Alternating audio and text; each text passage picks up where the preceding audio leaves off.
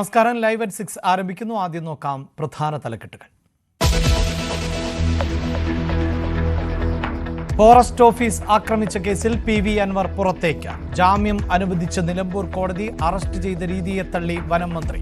അൻവറിന് UDF നേതാക്കളുടെ പിന്തുണ ഏറുന്നു.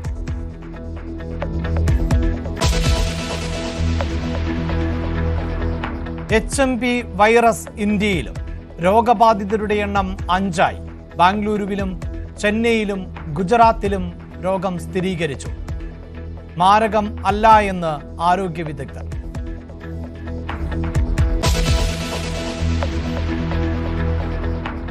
ഛത്തീസ്ഗഡിൽ 9 ജവാന്മാർക്ക് വീരമൃത്യു. സൈനിക വാഹനത്തിന് നേരെ മാവോയിസ്റ്റ് ആക്രമണം IED ഉപയോഗിച്ച്. ജവാന്മാരുടെ രക്തസാക്ഷിത്വം വെറുതെയാകില്ലെന്ന് ആഭ്യന്തര മന്ത്രാലയം.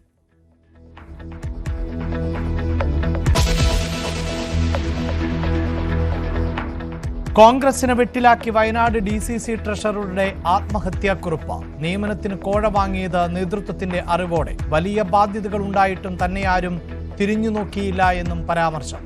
K. സുധാകരന് എഴുതിയ കത്തും പുറത്ത്.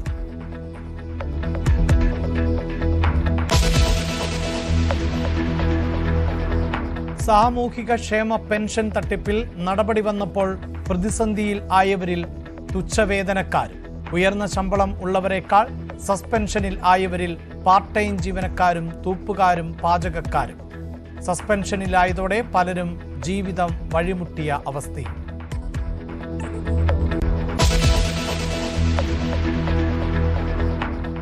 നവീൻ ബാബുവിന്റെ മരണത്തിൽ CBI അന്വേഷണമില്ല.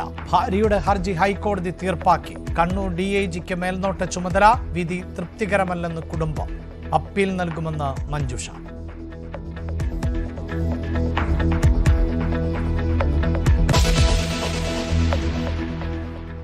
നിലമ്പൂർ ഫോറസ്റ്റ് ഓഫീസ് അടിച്ചു തകർത്ത കേസിൽ PV അൻവറിന് ജാമ്യം ലഭിച്ചു. നിലമ്പൂർ ഫസ്റ്റ് ക്ലാസ് മജിസ്ട്രേറ്റ് കോടതിയാണ് ജാമ്യം അനുവദിച്ചത്. പോലീസിന്റെ കസ്റ്റഡി അപേക്ഷ കോടതി അംഗീകരിച്ചില്ല.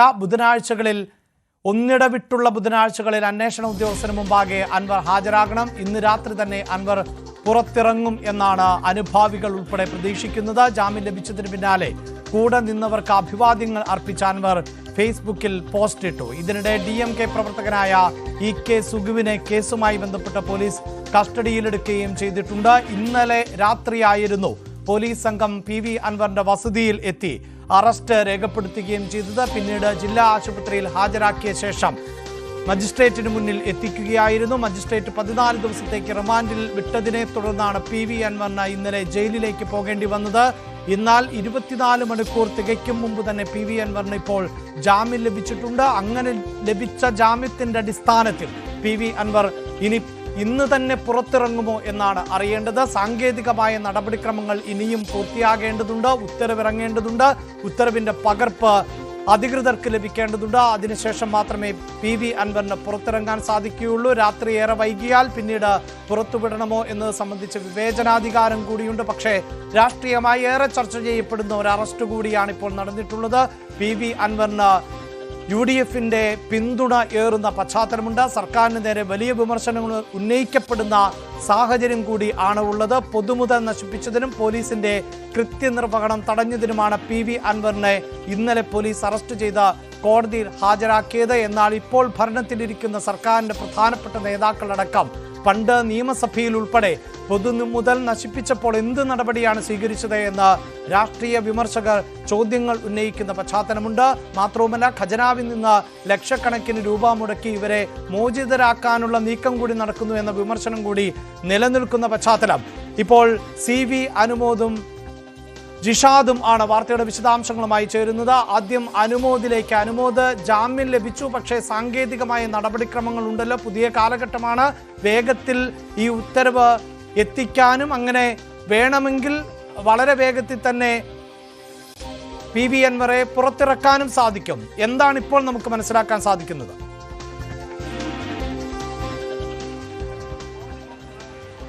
അഭിലാഷ, കോടതിയിൽ നിന്ന് അദ്ദേഹത്തെ ജാമ്യം നൽകിക്കൊണ്ടുള്ള ഉത്തരവ് ഔദ്യോഗികമായിട്ട് ഇതുവരെ പുറത്തിറങ്ങിയിട്ടില്ല. അതിൻ്റെ നടപടിക്രമങ്ങൾ പുരോഗമിച്ചുകൊണ്ടിരിക്കുകയാണ്. അദ്ദേഹത്തിൻ്റെ ബന്ധുക്കളും അതേപോലെ തന്നെ പാർട്ടി പ്രവർത്തകരുമൊക്കെ കോടതിയിൽ ഉണ്ട്, കോടതി ഓഫീസിലുണ്ട്. അവിടെ നിന്നും ഈ ഉത്തരവ് ലഭിച്ചാൽ ഉടൻ തവന്നൂരിലേക്ക് പോകാൻ കഴിയുമെന്ന കണക്കുകൂട്ടലാണ് ഉള്ളത്. പക്ഷേ അവിടെയും ഒരു ചെറിയ ആശങ്ക ഉള്ളത് സമയപരിധിയാണ്. എത്ര മണിക്കുള്ളിൽ ഈ ഉത്തരവ് അവിടെ എത്തിക്കേണ്ടി വരും എന്നുള്ളതാണ്. നിലമ്പൂരിൽ നിന്ന് ഏറ്റവും ചുരുങ്ങിയത് 2.5 മണിക്കൂറെങ്കിലും അവർക്ക് സഞ്ചരിക്കേണ്ടതായിട്ടുണ്ട്. ഇപ്പോൾ ശ്രീ VS എന്തായാലും കൂടുതൽ പ്രതികരണങ്ങൾ ഉൾപ്പെടെ അനുമോദിലേക്ക് ഉത്തരവിന്റെ പകർപ്പ് കിട്ടി. ഞങ്ങൾ പുറപ്പെട്ട ശേഷമേ ഇത് പറയാൻ കഴിയൂ. എന്താണെങ്കിലും ഇതിനുള്ള പരിശ്രമം തുടർന്നുകൊണ്ടേയിരിക്കും. ഇന്ന് തന്നെ ഇറക്കാൻ കഴിയുമെന്ന് ശ്രമിക്കുക. ഞങ്ങൾ ആ കാര്യങ്ങളെല്ലാം പരിശോധിച്ചുകൊണ്ടിരിക്കുകയാണ്, അന്വേഷിച്ച് എന്ത് ചെയ്യാൻ കഴിയുന്നു ആലോചിച്ചുകൊണ്ടിരിക്കുമ്പോൾ നിങ്ങൾ വിളിച്ചതിൻ്റെ ഇടയ്ക്ക് സംസാരിച്ചതുള്ളൂ. മനോജാണ് നമ്മളോട് സംസാരിച്ചത്. അദ്ദേഹം DMK-യുടെ സംസ്ഥാന നേതാവാണ്. അദ്ദേഹം ഇതിന്റെ നടപടിക്രമങ്ങൾ എങ്ങനെയാണ് എന്നത് അന്വേഷിക്കുന്നു എന്നാണ് അദ്ദേഹം പറഞ്ഞിട്ടുള്ളത്. നമുക്ക് അറിയാൻ കഴിയുന്നത് 7:30-ക്കുള്ളിൽ അവിടെ എത്തേണ്ടതുണ്ട് എന്നുള്ളതാണ്. അങ്ങനെയാണെങ്കിൽ 7:30-ക്കുള്ളിൽ എത്തിയില്ലെങ്കിൽ ഒരുപക്ഷെ അദ്ദേഹത്തെ ഇത് പുറത്തിറക്കുക എന്നുള്ളത് പ്രായോഗികമാകുമോ എന്ന സംശയമാണ്, ആശങ്കയാണ് DMK പ്രവർത്തകർ പങ്കുവയ്ക്കുള്ളത്. എന്താണെങ്കിലും വൈകുന്നേരം 5 മണിയോടെയാണ് കോടതി അദ്ദേഹത്തിന് ജാമ്യം അനുവദിച്ചുകൊണ്ടുള്ള ഉത്തരവ് പുറപ്പെടുവിച്ചത്. അതിൽ പറയുന്ന പ്രധാനപ്പെട്ട കാര്യം ഒന്നട വീട്ടിലുള്ള ബുധനാഴ്ചകളിൽ അന്വേഷണ ഉദ്യോഗസ്ഥന് മുമ്പാകെ ഹാജരാവണം, 50,000 രൂപത്തിൻ്റെ 2 ആൾജാമ്യം കെട്ടിവെക്കണം, അതുപോലെ തന്നെ 35,000 രൂപ പൊതുമുതൽ നശിപ്പിച്ചു എന്ന കേസിൽ നഷ്ടപരിഹാരമായിട്ട് അടയ്ക്കേണ്ടതുണ്ട്. അങ്ങനെ 3 കണ്ടീഷനാണ് ഈ ജാമ്യത്തിന് കോടതി നിർദ്ദേശിച്ചിരിക്കുന്നത്. അതിൽ പ്രകാരമാണ് ഇപ്പോൾ ജാമ്യം അനുവദിച്ചിരിക്കുന്നത്. ഇപ്പോൾ ഏറ്റവും പ്രധാനപ്പെട്ട കാര്യം കോടതിയിൽ നിന്നും ജാമ്യം നൽകിക്കൊണ്ടുള്ള ഉത്തരവ് പുറത്തിറങ്ങി അത് വളരെ വേഗത്തിൽ തവന്നൂരിൽ എത്തിക്കുക എന്നുള്ളതാണ്. നിലമ്പൂരിൽ നിന്നും 2.5 മണിക്കൂറധികം റണ്ണിങ് അവിടേക്ക് എത്തുവാൻ വേണ്ടതുണ്ട്. അതുകൊണ്ട് തന്നെ ഇന്ന് രാത്രി അദ്ദേഹത്തെ പുറത്തിറക്കാൻ കഴിയുമോ എന്ന ചോദ്യമാണ് ഉയരുന്നത്. ഒരുപക്ഷെ സമയപരിധി ഉണ്ടെങ്കിൽ 8 മണിക്ക് മുമ്പായിട്ടൊക്കെ എത്തിക്കാൻ കഴിഞ്ഞില്ലെങ്കിൽ ഒരുപക്ഷെ ഇന്ന് പുറത്തിറക്കാനാകില്ല. അങ്ങനെയാണെങ്കിൽ അദ്ദേഹത്തിന്റെ ജയിൽവാസം ഇന്ന് രാത്രി കൂടി നീളും, നാളെ രാവിലെ ആയിരിക്കും ഉണ്ടാവുക. അനുമോദ്, ഇത്തരം സംഭവങ്ങളിൽ സുപ്രീം കോടതിയുടെ ഭാഗത്ത് നിന്നടക്കം ഈ ഉത്തരവ് എത്തിക്കുന്നതിൽ കാലതാമസം ഉണ്ടാകുന്നതിനൊക്കെ ചോദ്യം ചെയ്യപ്പെടുന്ന സാഹചര്യമുണ്ട്. ഇനിയിപ്പോൾ ഇത് നേരിട്ട് കൈപ്പറ്റിയാൽ മാത്രമേ അങ്ങനെ നമുക്ക് കരുതാനാകുമോ? മറ്റ് നിരവധിയായ സംവിധാനങ്ങളുണ്ടല്ലോ, അതിലൂടെ ആ പകർപ്പ് എത്തിക്കുക, അല്ലെങ്കിൽ അതിൻ്റെ കോപ്പി മറ്റ് സംവിധാനങ്ങൾ, ഇപ്പോൾ മെയിൽ വഴി അടക്കം വേണമെങ്കിൽ പകർപ്പ് എത്തിക്കാം, ഫാക്സ് പോലുള്ള സംവിധാനങ്ങൾ ഉപയോഗിക്കാം. അങ്ങനെയൊക്കെയുള്ള സംവിധാനങ്ങൾ പ്രയോജനപ്പെടുത്താവുന്ന ഒരു സാഹചര്യം കൂടി ഉണ്ടല്ലോ. അത്തരം സാധ്യതകൾ നമുക്ക് തള്ളിക്കളയാനാകുമോ അനുമോദ്?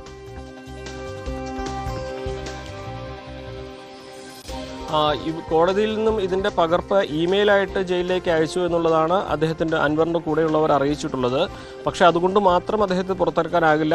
നേരിട്ട് ഈ ഉത്തരവ് അവിടെ എത്തിക്കണം എന്നുള്ളൊരു നിബന്ധന നിലനിൽക്കുന്നുണ്ട് എന്നാണ് ജയിലിൽ നിന്നും നമുക്ക് അറിയാൻ കഴിഞ്ഞിട്ടുള്ള ഒരു കാര്യം. അങ്ങനെ ഒരു നിബന്ധന വെക്കുമ്പോൾ ഇപ്പോൾ 6 മണിയായിരിക്കുന്നു. ഇവിടെ നിന്നും എത്ര വേഗത്തിൽ പോയാലും 8 മണിക്ക് മുൻപേ തവന്നൂരിലെത്താൻ കഴിയുകയില്ല.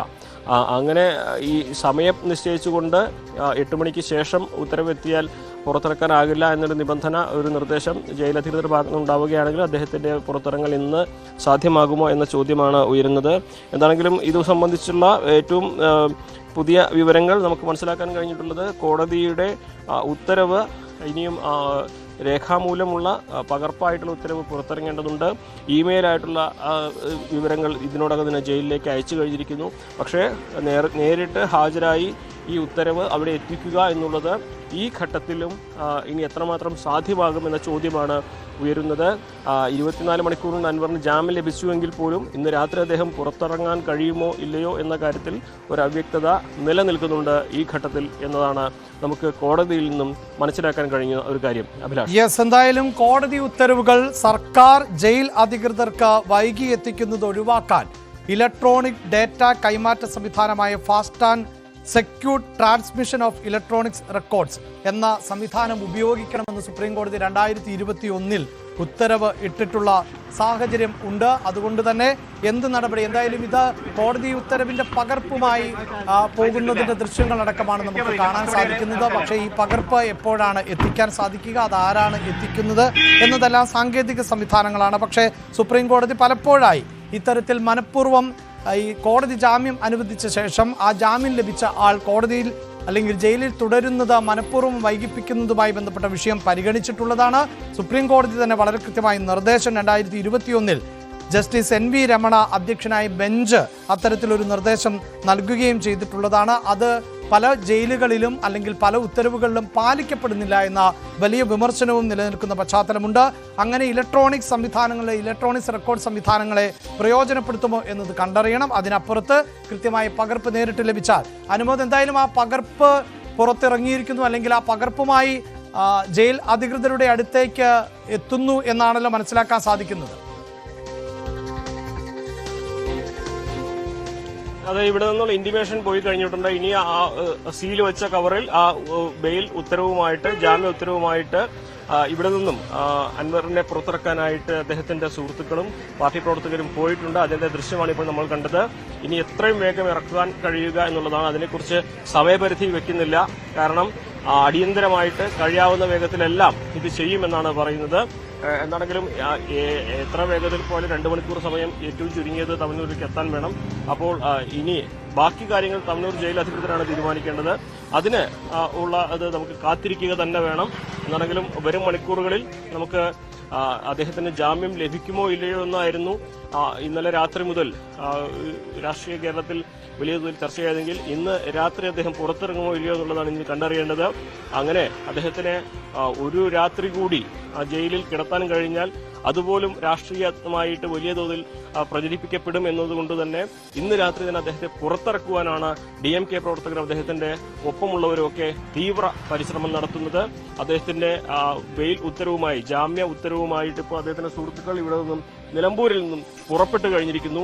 2 മണിക്കൂറിനകം അവർ തവനൂരിലെത്തും എന്നാണ് നമുക്ക് സാധാരണഗതി. 2 മണിക്കൂർ സമയം ഏറ്റവും ചുരുങ്ങിയത് വേണം. ആ സമയം കൊണ്ട് അദ്ദേഹം എത്തും എന്നുള്ളതാണ് നമുക്ക് കണക്കാക്കാനാവുന്നത്. ബാക്കി കോടതി നടപടികളും ജയിൽ അധികൃതരുമാണ് തീരുമാനിക്കേണ്ടത്. എന്നാണ് അദ്ദേഹത്തെ പുറത്തിറക്കാനുള്ള എല്ലാ വഴികളും ഇവിടെ ഉപയോഗിക്കുകയാണ് അദ്ദേഹത്തിനൊപ്പമുള്ളവർ. തീർച്ചയായും തവനൂർ ജയിലിൽ ആണ് ഇപ്പോൾ PV അൻവർ ഉള്ളത്. ജയിൽ അധികൃതർക്കും വിവേചനാധികാരമുണ്ട്. ഇങ്ങനെ ജാമ്യം നൽകിയാൽ തന്നെ രാത്രിയേറെ വൈകിയാൽ പിന്നീട് പുറത്തിറക്കണമോ എന്നത് സംബന്ധിച്ച് സുരക്ഷാ പ്രശ്നങ്ങളടക്കം വരുമ്പോൾ നേരിട്ട് ഉത്തരവ് എത്തിക്കുകയാണെങ്കിൽ ഒരു 2-2.5 മണിക്കൂറോളം അവിടെ സമയമെടുക്കും. അതുകൊണ്ട് ഈ 2.5 മണിക്കൂറിനുള്ളിൽ അവിടെ എത്തുമ്പോഴേക്കും 7 മണി അവിടെ സമയം കഴിയും. പക്ഷേ ഇവിടുന്ന് കോടതിയിൽ നിന്നും ബഹുമാനപ്പെട്ട മജിസ്ട്രേറ്റ് ഇമെയിൽ സന്ദേശം ജയിലിലേക്ക് കൊടുത്തു എന്നാണ് അറിയാൻ കഴിഞ്ഞത്. അങ്ങനെ ഇമെയിൽ സന്ദേശം അവിടെ കിട്ടിയിട്ടുണ്ടെങ്കിൽ വൈകി ചെന്നാലും ഇന്ന് ജാമ്യം കിട്ടുമെന്നാണ് പ്രതീക്ഷിക്കുന്നത്. അപ്പോൾ ഇന്ന് തന്നെ പുറത്തിറങ്ങുമെന്ന് പ്രതീക്ഷിക്കുന്നു എന്നേ പറയാൻ പറ്റുള്ളൂ. കൃത്യമായി ഒരു 8 മണി അല്ലെങ്കിൽ ഒരു 9 മണിക്കൊക്കെ ശേഷമേ കൃത്യമായിട്ട് റിലീസിംഗ് കൂടെ നടക്കുള്ളൂ. ജയിലധികൃതർ തീരുമാനിക്കണം.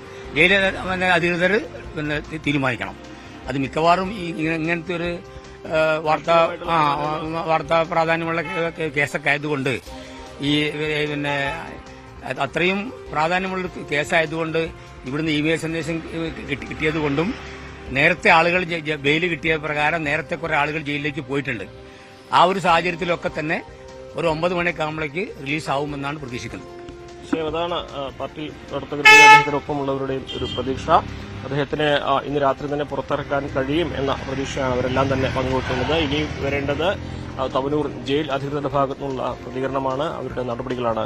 അഭിലാഷ്, തീർച്ചയായും ജയിൽ അധികൃതർ എന്ത് നിലപാട് സ്വീകരിക്കുന്നു എന്നത് പ്രധാനപ്പെട്ടതായി മാറുന്നു. പ്രത്യേകിച്ച് സമയം വൈകിയ പശ്ചാത്തലത്തിൽ രാത്രി സമയങ്ങളിൽ ജാമ്യം ലഭിച്ച ഒരാളെ പുറത്തിറക്കണമോ പുറത്തുവിടണമോ എന്നത് സംബന്ധിച്ച് വിവേചനാധികാരം കൂടി ജയിൽ അധികൃതർക്ക് ഉണ്ട്. പ്രത്യേകിച്ച് സുരക്ഷാ പ്രശ്നങ്ങൾ അടക്കം ഉയർത്തി കാണിക്കാം. രാത്രി സമയത്ത് പുറത്തിറങ്ങിയാൽ മറ്റ് സുരക്ഷാ പ്രശ്നങ്ങൾ അല്ലെങ്കിൽ പുറത്തിറങ്ങുന്ന ആളിന്റെ ജീവന് ഭീഷണിയുണ്ടാകുന്ന പശ്ചാത്തലം, അങ്ങനെയൊക്കെയുള്ള നിരവധിയായ സാഹചര്യങ്ങളുണ്ട്. പക്ഷേ അനുമോദ് റിപ്പോർട്ട് ചെയ്യുന്നത് പോലെ ഇത് ഏറെ രാഷ്ട്രീയമായി കൂടി ചർച്ച ചെയ്യപ്പെടുന്ന ഒന്നാണ്. ബോധപൂർവം അൻവറിന്റെ പുറത്തിറങ്ങൽ ഒരു ദിവസം വൈകിപ്പിക്കുന്നു എന്ന, സർക്കാർ വൈകിപ്പിച്ചു എന്ന വലിയ ആക്ഷേപം ഉയരുവാനുള്ള സാധ്യതയുണ്ട്. അൻവർ ജയിലിൽ തുടരുന്നത് ഏത് നിലയിലായിരിക്കും രാഷ്ട്രീയമായി? അത് അൻവറിന് കൂടുതൽ നേട്ടമാകുമോ? അതിനപ്പുറത്ത് അൻവർ പൊതുമുത നശിപ്പിച്ച കേസിൽ ആണ്. അവിടെ പദവി നോക്കാതെ, MLA എന്ന പദവി നോക്കാതെ തന്നെ നടപടികൾ സ്വീകരിച്ചു സർക്കാർ എന്നത് മറുഭാഗത്ത്. ഇങ്ങനെ പരസ്പര വിരുദ്ധമായ, പരസ്പരം ഏറ്റുമുട്ടുന്ന സാഹചര്യം കൂടിയാണ് ഉള്ളത് PV അൻവറിന്റെ അറസ്റ്റുമായി ബന്ധപ്പെട്ട്. അതേസമയം UDFന്റെ പിന്തുണ PV അൻവറിന് വർദ്ധിച്ചും വരുന്ന സാഹചര്യം ആണ് ഉള്ളത്. അൻവർ എപ്പോൾ പുറത്തിറങ്ങും എന്നതിൽ ആണ് ഇപ്പോഴും സംശയം ശേഷിക്കുന്നത്. അൻവർ അറസ്റ്റിലായതിനു ശേഷം ഏതാണ്ട് 24 മണിക്കൂർ ആകുന്നതേയുള്ളൂ. ഇന്നലെ രാത്രി 8 മണിയോടുകൂടി ആണ് പോലീസ് സംഘം PV അൻവറിന്റെ വസതിക്ക് മുന്നിൽ വലിയ സന്നാഹങ്ങളുമായി എത്തി PV അൻവറിന്റെ അറസ്റ്റ് രേഖപ്പെടുത്തുന്നത്. അതിനുശേഷം രാത്രി തന്നെയാണ് മജിസ്ട്രേറ്റിന് മുന്നിൽ ഹാജരാക്കിയത്. മജിസ്ട്രേറ്റ് 14 ദിവസത്തേക്ക് റിമാൻഡ് ചെയ്തതിനെ തുടർന്നാണ് PV അൻവർ ജയിലിലേക്ക് പോയത്. ജയിലിൽ ഏതാണ്ട് 24 മണിക്കൂർ സമയം തികച്ചിട്ടില്ല ഇപ്പോഴും PV അൻവർ. അതിനു മുമ്പ് അൻവറിന് പുറത്തിറങ്ങാൻ സാധിക്കുമോ, നാളത്തേക്ക് ആകുമോ അൻവർ പുറത്തേക്ക് ഇറങ്ങുക എന്നതിൽ ഇപ്പോൾ നമുക്ക് കൃത്യമായി റിപ്പോർട്ട് ചെയ്യുക എന്നത് അസാധ്യമാണ്. അവിടെ ജയിൽ അധികൃതർക്കടക്കം വിവേചനാധികാരം ഉണ്ട് എന്നതാണ് ഏറ്റവും പ്രധാനം. ഇലക്ട്രോണിക് മീഡിയ വഴി ഉത്തരവിൻ്റെ പകർപ്പ് ലഭിച്ചാലും ഇത്തരത്തിൽ പ്രതികളെ അല്ലെങ്കിൽ ജാമ്യം ലഭിച്ചിട്ടുള്ളവരെ പുറത്തിറക്കണമെന്ന ഹൈക്കോടതിയുടെ നിർദ്ദേശം ഉള്ളതാണ്. എന്നാൽ അത് പാലിക്കപ്പെടുന്ന സാഹചര്യം പലപ്പോഴും കാണാറില്ല എന്നതും വസ്തുത തന്നെയാണ്. അൻവർ പുറത്തിറങ്ങും എന്ന പ്രതീക്ഷയിൽ തന്നെയാണ് ഇപ്പോൾ പ്രവർത്തകർ ഉള്ളത്, DMK അണികൾ ഉള്ളത്.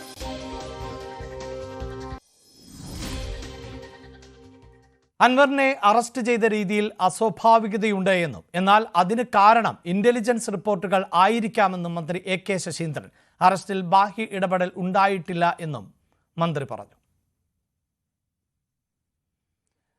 PV അൻവറിനെ അറസ്റ്റ് ചെയ്ത പോലീസ് നീക്കം അൻവറിന് നൽകുന്നത് രാഷ്ട്രീയമായി വലിയ ഊർജമാണ്. രാഷ്ട്രീയമായി ഇതുവരെ നേരിട്ട തിരിച്ചടികളെ മറികടക്കാൻ പോലീസ് നടപടി അൻവറിന് സഹായമാകുമ്പോൾ ആത്യന്തികമായി അത് ദോഷം ചെയ്യുന്നത് ഇടതുപക്ഷത്തിന് തന്നെയാകും. മലപ്പുറം ജില്ലയിലെ ഇടതുപക്ഷ നേതാക്കൾ പോലും രാത്രി വീട് വളഞ്ഞ് PV അൻവറിനെ പോലീസ് അറസ്റ്റ് ചെയ്യുമെന്ന് പ്രതീക്ഷിച്ചിരുന്നില്ല. പ്രതിഷേധവും പൊതുമുതൽ നശിപ്പിക്കലും ഉണ്ടായാൽ ഉദ്ഘാടകനായ ജനപ്രതിനിധിയെ അന്നേ ദിവസം രാത്രി തന്നെ വീട് കയറി അറസ്റ്റ് ചെയ്ത ചരിത്രവും കുറവാണ്. അൻവറാകട്ടെ വീണ് കിട്ടിയ അവസരം പരമാവധി ഉപയോഗിക്കുകയും ചെയ്തു. വനം വന്യജീവി നിയമ ഭേദഗതിക്കെതിരെ തുടങ്ങിയ ജനകീയ യാത്ര വേണ്ട പോലെ ജനശ്രദ്ധ നേടാൻ കഴിയാത്ത സാഹചര്യത്തിലായിരുന്നു നിലമ്പൂർ ഉൾവനത്തിൽ കാട്ടാനാക്രമണത്തിൽ ആദിവാസി യുവാവ് മരിച്ചത്. UDF നേതാക്കൾ യാത്രയിൽ നിന്ന് വിട്ടുനിന്നതിന്റെ ക്ഷീണം അൻവർ മറികടക്കാൻ ശ്രമിച്ചത് ഈ പ്രതിഷേധ പ്രകടനത്തിലൂടെയായിരുന്നു. എന്നാൽ അതിന് അൻവർ പ്രതീക്ഷിച്ചതിലുമപ്പുറം വാർത്താ പ്രാധാന്യം നൽകാൻ എല്ലാ സഹായവും നൽകിയത് കേരള പോലീസ് തന്നെയാണ്. വലിയ പോലീസ് സന്നാഹം തന്നെ അൻവറിന്റെ വീട് വളഞ്ഞതോടെ രാഷ്ട്രീയമായി അറസ്റ്റിനെ ഉപയോഗിക്കുവാൻ അൻവറും പരമാവധി ശ്രമിച്ചു.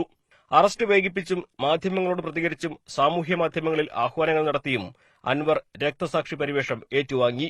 രാത്രി പെട്ടെന്ന് അഭിഭാഷകനെ കണ്ടെത്താനാകുന്നില്ല എന്ന് പറഞ്ഞ് ജാമ്യത്തിന് ശ്രമിക്കാതെ ജയിലിലേക്ക് കൂടി പോയതോടെ അൻവറിന്റെ പ്രതിച്ഛായ ജനകീയ പ്രശ്നത്തിൽ ജനങ്ങൾക്ക് വേണ്ടി ജയിലിൽ പോയ നേതാവിന്റേതായി മാറി. ഇതുവരെ അൻവറിനെ പരിപൂർണമായി പിന്തുണയ്ക്കാത്ത UDF നേതാക്കൾക്ക് പോലും അൻവറിനെതിരായ പോലീസ് നടപടിയെ വിമർശിക്കേണ്ടി വന്നു. ജയിലിനകത്തു നിന്നും പുറത്തെത്തുന്ന അൻവറിനെ പഴയ പോലെ അവഗണിക്കാനും UDFനാകില്ല. രാഷ്ട്രീയ അഭയാർത്ഥിയായി കേരളത്തിൽ അലഞ്ഞു തീരുമെന്ന് ഇടതുപക്ഷം പ്രതീക്ഷിച്ച PV അൻവറിന് പോലീസിന്റെ തിടുക്കത്തിലുള്ള നടപടി നൽകിയത് പുതുജീവനാണ്. ആരുടെ നിർദ്ദേശപ്രകാരമായിരുന്നു പോലീസിന്റെ നടപടി എന്നുള്ളതാണ് ഇനി അറിയേണ്ടത്. നിയമം നിയമത്തിന്റെ വഴിക്ക് പോകുമെന്ന് ഇടതു നേതൃത്വം പറയുമ്പോഴും വീണുകിടന്ന അൻവറിന് പിടിച്ചുകയറാൻ കയറിട്ട് കൊടുക്കുന്നതായിരുന്നു കഴിഞ്ഞ ദിവസത്തെ പോലീസ് നടപടിയെന്ന് ഇടതുപക്ഷ പ്രവർത്തകർ പോലും വിലയിരുത്തുന്നുണ്ട്. മലപ്പുറത്തു നിന്നും CV അനുമോദ്, ന്യൂസ് 18. ഇടവേള.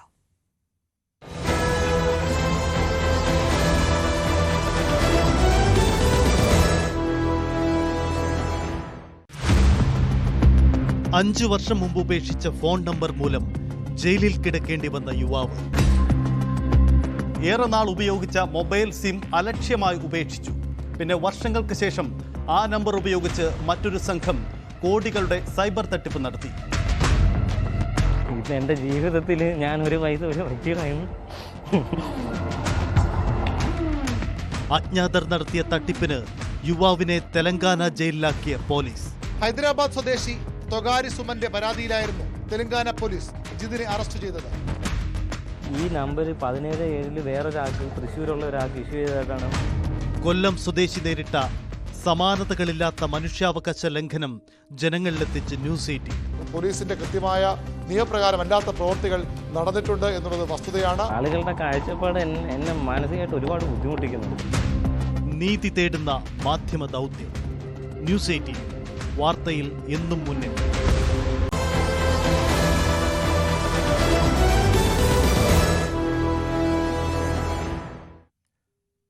ഛത്തീസ്ഗഡിലെ ബിജാപൂരിൽ നക്സലൈറ്റ് ആക്രമണത്തിൽ ജവാന്മാർ അടക്കം 9 പേർ കൊല്ലപ്പെട്ടു.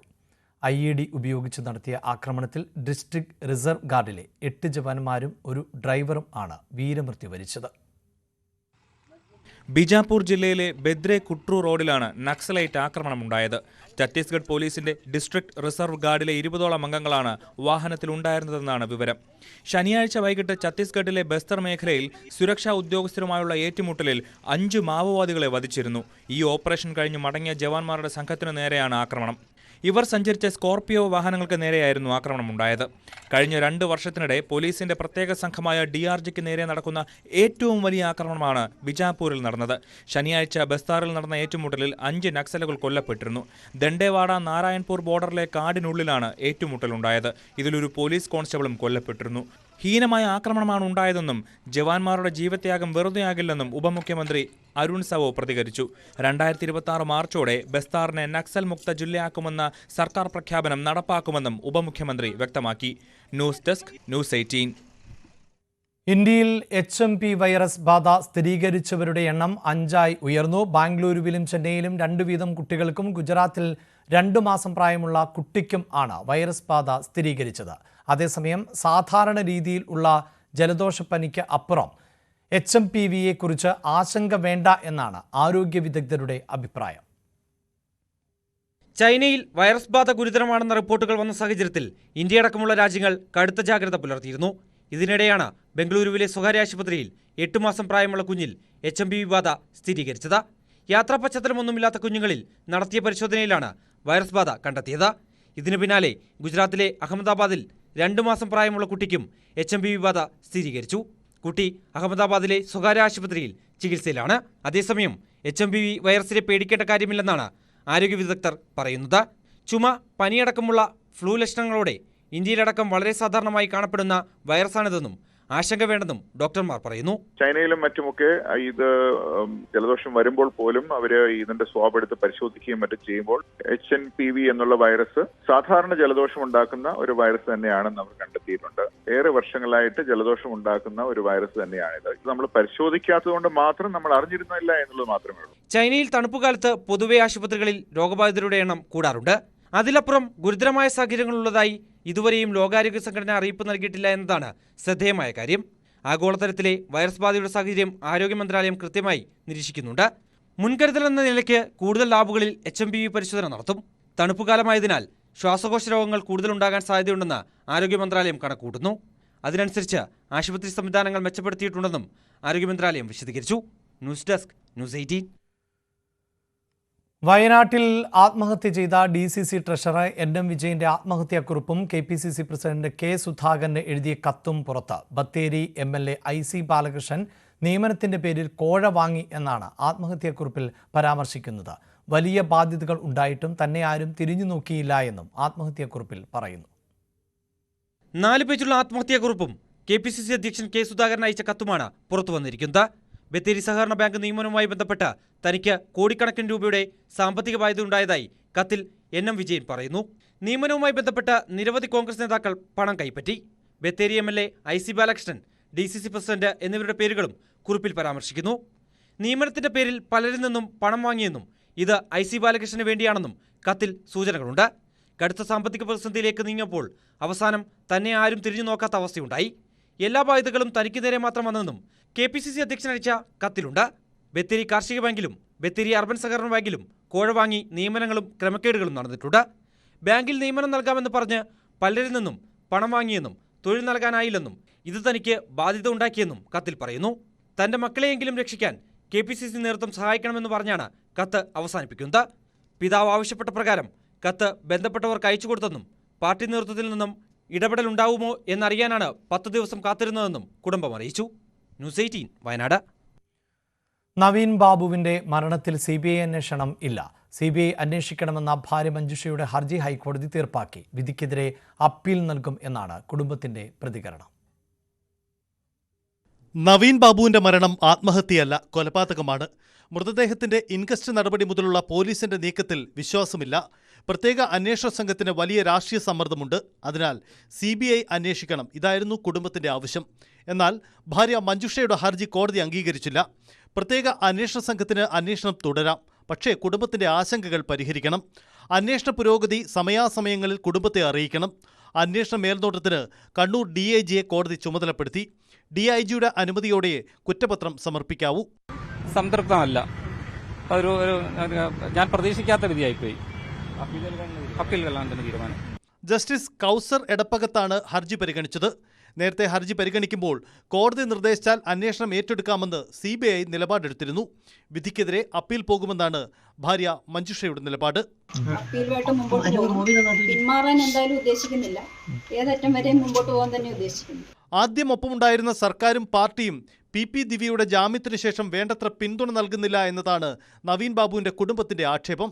അതേസമയം CPM നേതൃത്വം കോടതി വിധി സ്വാഗതം ചെയ്തു. IG-യുടെ പരിശോധനയും എല്ലാം ഉണ്ടാകണമെന്നുള്ളതാണ് ഇപ്പോൾ വന്നിട്ടുള്ള വിധിയിലെ കാര്യം. അപ്പോൾ അതങ്ങനെ ചെയ്യുന്നതിൽ ആർക്കും ആക്ഷേപം ഉണ്ടാവുകയുമില്ല. സ്വാഗതം ചെയ്യുകയാണ് തീർച്ചയായും. വീണ്ടും നിയമപോരാട്ടത്തിന് എന്ന് കുടുംബം നിലപാടെടുത്തതോടെ നവീൻ ബാബുവിന്റെ മരണത്തെ ചൊല്ലിയുള്ള രാഷ്ട്രീയ വിവാദങ്ങൾ തുടരും. സർക്കാർ കുടുംബത്തോടൊപ്പം ഇല്ല എന്നതാണ് ഇക്കാര്യത്തിൽ പ്രതിപക്ഷത്തിന്റെ നിലപാട്. നവീൻ ബാബുവിന്റെ വീട്ടിൽ പോയി പറഞ്ഞു, MV ഗോവിന്ദൻ പറഞ്ഞു, ഞങ്ങൾ നിങ്ങളുടെ കൂടെയാണ്, കുടുംബത്തിന്റെ കൂടെയാണെന്ന്. എന്നിട്ട് ആ കേസിലെ പ്രതി ജയിലിൽ നിന്ന് ഇറക്കിയപ്പോൾ ഭാര്യയെ വിട്ട് സ്വീകരിക്കാൻ MV ഗോവിന്ദൻ. എന്തൊരു പാർട്ടിയാണ്. ന്യൂസ് 18 കൊച്ചി. പെരിയ ഇരട്ടക്കൊലപാതക കേസിൽ KV കുഞ്ഞിരാമൻ അടക്കം 4 പ്രതികൾ ഹൈക്കോടതിയിൽ അപ്പീൽ നൽകി. പ്രത്യേക CBI കോടതി വിധിക്കെതിരെയാണ് അപ്പീൽ. പെരിയ ഇരട്ടക്കൊലപാതക കേസിൽ മുൻ MLA KV കുഞ്ഞിരാമൻ നിരപരാധിയെന്ന് CPIM കേന്ദ്ര കമ്മിറ്റി അംഗം EP ജയരാജൻ. കേസിൽ കുഞ്ഞിരാമനെ പോലെ നിരപരാധികൾ ഉണ്ട് എന്ന ബോധ്യമുണ്ട്. ഇവരെ CBIയെ ഉപയോഗിച്ച് കുടുക്കിയതാണ് എന്നും EP ജയരാജൻ പറഞ്ഞു. P ജയരാജൻ ജയിലിൽ പ്രതികളെ സന്ദർശിച്ചതിനെക്കുറിച്ചുള്ള ചോദ്യത്തോടായിരുന്നു EP-യുടെ പ്രതികരണം. നിരപരാധികൾ ആ കേസിലുണ്ടെന്ന് ഞങ്ങൾക്ക് പൂർണ്ണ ബോധ്യമുണ്ട്. ആ കേസിനെ രാഷ്ട്രീയമായി ഉപയോഗിക്കുകയാണ് UDF ചെയ്തത്, BJP-ക്കാർ ചെയ്തത്. പാർട്ടി നേതാക്കന്മാരെ പ്രതികളാക്കി രാഷ്ട്രീയമായി തിരിച്ചുവിടാൻ നോക്കി. നിരപരാധികൾ കേസിൽപ്പെട്ടാൽ സ്വാഭാവികമായും ഞങ്ങൾക്ക് ബോധ്യമുണ്ട്. KV കുഞ്ഞിരാമൻ MLA പോലെ ex-MLA പോലെയുള്ള ഒരാൾ ബോധപൂർവം കേസിൽപ്പെടുത്തി CBIയെ ഉപയോഗിച്ച് കേസിൽപ്പെടുത്തി കുറ്റമാരോപിച്ച് പാർട്ടി ആക്രമിക്കുമ്പോൾ ഞങ്ങൾ നിങ്ങളോടൊപ്പം ചേരണോ? നിങ്ങൾ പാർട്ടി ആക്രമിക്കുമ്പോൾ നിങ്ങളോടൊപ്പം ഞങ്ങൾ ചേരണോ? നിങ്ങൾ ചെയ്യുന്നത് ഒരു വസ്തുതാപരമായിട്ടുള്ള കാര്യങ്ങളേ അല്ല. നിങ്ങൾ സത്യസന്ധമായി പ്രവർത്തിക്കുമ്പോൾ നിങ്ങളോടൊപ്പം ഞങ്ങൾ ഉണ്ടാകും. ഒരു ജയിൽ ഉപദേശക സമിതി അംഗത്തിന് എപ്പോഴും ജയിലിൽ പോകാനും കാര്യങ്ങൾ അന്വേഷിക്കാനും അവകാശമുണ്ട്. അതിലെന്തെങ്കിലും നിയമവിരുദ്ധമായ കാര്യം അദ്ദേഹം ചെയ്തതായിട്ട് എനിക്കറിഞ്ഞുകൂടാ. ഞങ്ങൾ എന്നും ജനങ്ങളുടെ പക്ഷത്താണ്. എല്ലാ മനുഷ്യരെയും രക്ഷിക്കാൻ വേണ്ടി അക്ഷീണം പ്രവർത്തിച്ചുകൊണ്ടിരിക്കുന്ന ആളുകളാണ് ഞങ്ങളൊക്കെ. EP ജയരാജന്റെ ആത്മകഥാ വിവാദത്തിൽ DC ബുക്സിനെതിരെ കടുത്ത വിമർശനവുമായി ഹൈക്കോടതി. അനുമതിയില്ലാതെ പുസ്തകം പ്രസിദ്ധീകരണത്തിന് നൽകിയത് എഴുത്തുകാരനെ അപമാനിക്കലാണ്. പുസ്തകത്തിന്റെ ഉള്ളടക്കം പുറത്തുവിട്ടത് തെറ്റാണ് എന്നും കോടതി നിരീക്ഷിച്ചു. വീഴ്ച പറ്റിയെന്ന് DC ബുക്സും കോടതിയിൽ സമ്മതിച്ചു. കുട്ടിക്കാനത്തിന് സമീപം പുല്ലുപാറയിൽ KSRTC ബസ് താഴ്ചയിലേക്ക് മറിഞ്ഞുണ്ടായ അപകടത്തിൽ 4 പേർ മരിച്ചു. മാവേലിക്കര സ്വദേശികളായ അരുൺ, ഹരി, രമ മോഹൻ, സംഗീത്, ബിന്ദു എന്നിവരാണ് മരിച്ചത്. പരിക്കേറ്റവർ മുണ്ടക്കയം മെഡിക്കൽ ട്രസ്റ്റ് ആശുപത്രിയിലും പാല മെഡിസിറ്റിയിലും ചികിത്സയിലാണ്. അപകടത്തിൽ മരിച്ചവരുടെ കുടുംബങ്ങൾക്ക് KSRTC അടിയന്തര സഹായം പ്രഖ്യാപിച്ചിട്ടുണ്ട്. മാവേലിക്കരയിൽ നിന്ന് തഞ്ചാവൂരിലേക്ക് വിനോദയാത്ര പോയി തിരികെ വരികയായിരുന്ന സംഘം സഞ്ചരിച്ച KSRTC ബജറ്റ് ടൂറിസം ബസ്സാണ് അപകടത്തിൽപ്പെട്ടത്. 34 യാത്രക്കാരും 2 ഡ്രൈവർമാരും കണ്ടക്ടറുമാണ് അപകട സമയത്ത് ബസ്സിലുണ്ടായിരുന്നത്. രാവിലെ 6:15ഓടെയാണ് അപകടം. 30 അടി താഴ്ചയിലേക്ക് മറിഞ്ഞ ബസ് മരങ്ങളിൽ തട്ടി നിൽക്കുകയായിരുന്നു. ബസ്സിന്റെ ബ്രേക്ക് നഷ്ടപ്പെട്ടതാണ് അപകട കാരണമെന്നാണ് പ്രാഥമിക നിഗമനം. ബ്രേക്ക് നഷ്ടപ്പെട്ട വിവരം ഡ്രൈവർ അറിയിച്ച ഉടൻ ബസ് മറിയുകയായിരുന്നെന്ന് രക്ഷപ്പെട്ട യാത്രക്കാർ പറഞ്ഞു. മാവേലിക്കര ഡിപ്പോയിൽ നിന്ന് പുറപ്പെട്ടതാണ് ഇന്നലെ. തഞ്ചാവൂരിന് പോയിട്ട് ഞങ്ങൾ തിരിച്ചു വരുന്ന വഴിയാണ്. സ്ഥലം ഇത് പുല്ലുപാറ എന്ന സ്ഥലത്ത് വെച്ചാണ് വണ്ടിയുടെ ബ്രേക്ക് പോയെന്നാണ് പറയുന്നത്. പറയുകയും പെട്ടെന്ന് വണ്ടി മറിയുമായിരുന്നു. ഇറക്കം ഇറങ്ങുന്നതിനിടെ വളവിൽ ബ്രേക്ക് നഷ്ടപ്പെടുകയായിരുന്നെന്ന് ഡ്രൈവർ പ്രതികരിച്ചു. വണ്ടി ഇടിച്ചു നിർത്താൻ ശ്രമിച്ചെങ്കിലും കഴിഞ്ഞില്ല. കുട്ടിക്കാനത്ത് വന്ന് ഇങ്ങനെ വളവ് തിരിഞ്ഞ് വരുന്ന കൂട്ടത്തിൽ ഇറക്കി വരുന്ന കൂട്ടത്തിൽ ബ്രേക്ക് പോയി. ആ വളവായിരുന്നു. ഞാൻ മാക്സിമം പതുക്കെയായിരുന്നു വന്നത്, സ്പീഡിലൊന്നും അല്ല വന്നത്. ഞങ്ങൾ വളരെ കുമളിയിൽ ഇറങ്ങി ഡീസലൊക്കെ അടിച്ചിട്ടാണ് ഞങ്ങൾ വന്നത്. ഇങ്ങനെ വന്ന കൂട്ടത്തിൽ ആ വളവ് തിരിഞ്ഞ് വന്ന കൂട്ടത്തിൽ ബ്രേക്ക് ആദ്യം ഒന്ന് ചവിട്ടി, ആ ഇറക്കം ഇങ്ങനെ ഇറങ്ങി വന്നപ്പോൾ ആദ്യം ഒന്ന് ചവിട്ടി ബ്രേക്ക് ഉണ്ടായിരുന്നു, രണ്ടാമത് ചവിട്ടി ബ്രേക്ക് കിട്ടിയില്ല.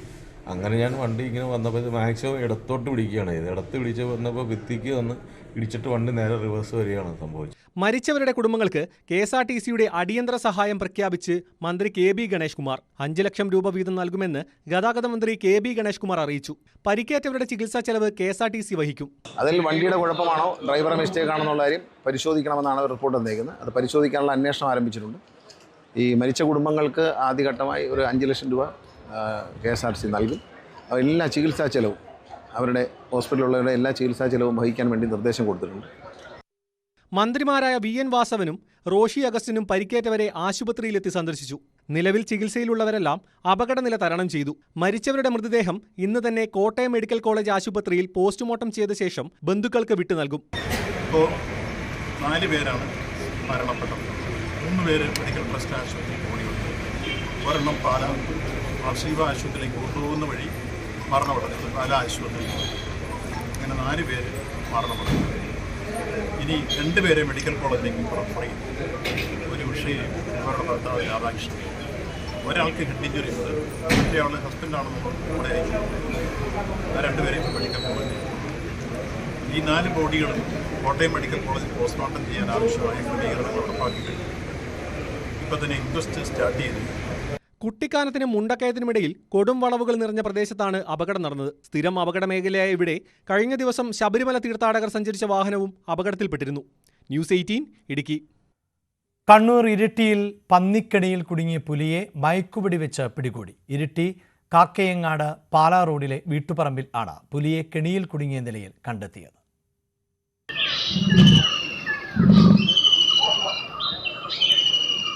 രാവിലെയാണ് വീടിനോട് ചേർന്നുള്ള പറമ്പിൽ കെണിയിൽ കുടുങ്ങിയ നിലയിൽ പുലിയെ കണ്ടത്. ഞാൻ ഒരു 6 മണിയായിരുന്നു. ഞാൻ വയലിലേക്ക് പോയാ പട്ടീനെ കൂട്ടിയിട്ട്. അന്നേരം അന്ന് ഒരു പട്ടിയാന്ന് കുറച്ചപ്പോൾ ഞാൻ നോക്കി, അങ്ങനെ കണ്ടത്. പെട്ടെന്ന് ഒരു എന്തോ രൂപം കണ്ടു. പട്ടി ചാടി എഴുന്ന്, പട്ടി കുറച്ചുകൂടി ചാടി. ഞാനും പട്ടി അപ്പോൾ ഓടി, ഞാനും ഓടി കൂടെ തന്നെ വീട്ടിലേക്ക് വന്നു. പിന്നെ നടന്നിട്ടില്ല. വനം വകുപ്പ് ഉദ്യോഗസ്ഥരും പോലീസും സ്ഥലത്തെത്തി പ്രദേശത്ത് നിന്ന് ആളെ ഒഴിപ്പിച്ചു. ശേഷം 2 തവണ മയക്ക് വെടിവെച്ചു.